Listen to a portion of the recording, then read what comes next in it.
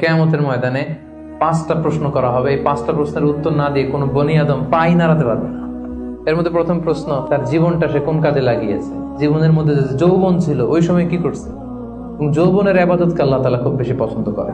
আপনাদের এই বয়সের অফিসে খুব ব্যস্ততা, এরপরেও যে একটু কষ্ট করে নামাজটা পড়েন, হ্যাঁ, এরপরেও যে জামাতে আসেন, এরপরেও আপনি সুন্নাহ মোতাবেক চলতে যাচ্ছেন, দাঁড়িয়ে রাখছেন, এটা অনেক বড় ইবাদত। এটা আল্লাহ তাআলার কাছে অনেক বেশি প্রিয়। এই জন্য যৌবনটাকে যেন আমরা কাজে লাগাই। প্রিয় ভাই, সাধারণত যুবক ধরা হয় কোন বয়স থেকে কোন বয়সে, লেটস সে 20 থেকে 40, তাই না? 20 থেকে 40, এই 20 বছরের সময়টা হচ্ছে একেবারে জীবনের সবচাইতে মাহেন্দ্র ক্ষণ।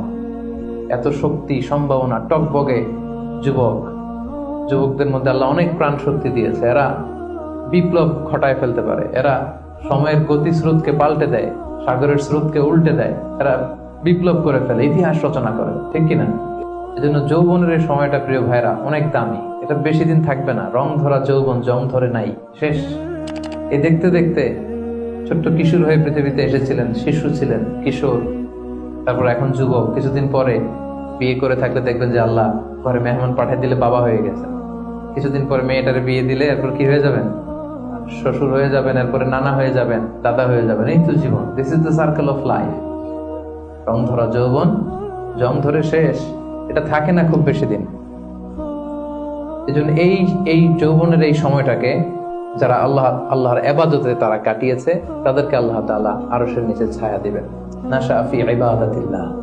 এবং যৌবনের ইবাদতকে আল্লাহ তাআলা খুব বেশি পছন্দ করে। ইবাদতটা অনেক ব্রড সেন্সে যদি আপনি চিন্তা করেন, অনেকে মনে করে যে শুধু নামাজ পড়া, শুধু রোজা রাখা, শুধু জিকির করা এটাই ইবাদত। আসলে ব্যাপারটা কিন্তু এমন নয়। মানব কল্যাণে আপনি যাই করেন, আল্লাহ তাআলার আদেশ পালনে আপনি যাই করেন, সবটাই ইবাদত, ঠিক কিনা? আপনি যদি রক্ত দেন, মুমূর্ষু রোগীকে বাঁচাতে রক্তের প্রয়োজন হয় না? আপনি যদি তাকে বাঁচাতে রক্ত দেন, এটাও ইবাদত। আপনি পরিবেশকে সুন্দর রাখার জন্য গাছ লাগালেন, এটাও ইবাদত। আপনি একজন মানুষ বিপদে পড়েছে, he doesn't know what to do, আপনি তাকে কনসালটেশন করলেন, কিছু সুন্দর পরামর্শ দিলেন, গাইড করলেন যে এইটা ভুল, এইভাবে করো।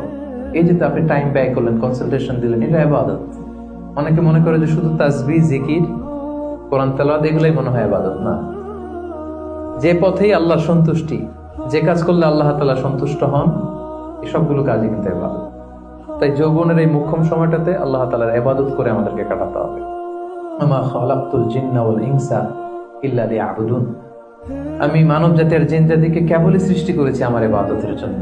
এজন্য এই বয়সের, আপনাদের এই বয়সের অফিসে খুব ব্যস্ততা, এখানে খুব ব্যস্ততা, এরপরেও যে একটু কষ্ট করে নামাজটা পড়েন, হ্যাঁ, এরপরেও যে জামাতে আসেন, এরপরেও আপনি সুন্নাহ মোতাবেক চলতে যাচ্ছেন, দাঁড়িয়ে রাখছেন, এটা অনেক বড় ইবাদত। এটা আল্লাহ তাআলার কাছে অনেক বেশি প্রিয়। বৃদ্ধ বয়সের ইবাদতের চেয়ে যৌবনের ইবাদত আল্লাহর কাছে অনেক বেশি প্রিয়। এর কারণ হচ্ছে, বৃদ্ধ বয়সে ইবাদত ছাড়া করবেটা কি? ইবাদত